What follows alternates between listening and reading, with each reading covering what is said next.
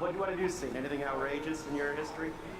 Well, I think similarly, most clients of financial advisors don't do those types of behaviors, and so thinking back on prospective clients, or I can share a story during the last downturn where I was employed at an investment management firm as opposed to a comprehensive wealth manager. We had clients where we didn't know their circumstances, didn't know their situation.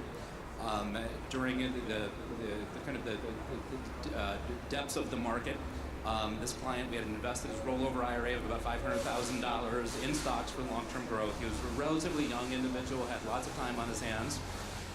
He called, very concerned, wanted to do something, right? Wanted to save himself and make sure things didn't go to zero. Well, they didn't go to zero. He sold out of the market. As you may recall, the government was contemplating passing that bank bailout bill, and we're all familiar with the images of Congress sitting down for the vote. And he was so convinced that they were going to pass things that he wanted back in the market. So he sold down, the market had rebounded, he bought back in, and then as we know, we didn't pass the first bailout and the market crashed.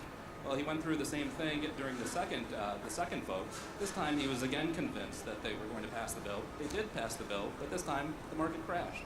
So he ended up costing himself somewhere around $50,000, I believe, jumping in and out of stocks. And of course, we tried to communicate with him about, this is a long-term investment. We want to stay invested. It's not going to zero.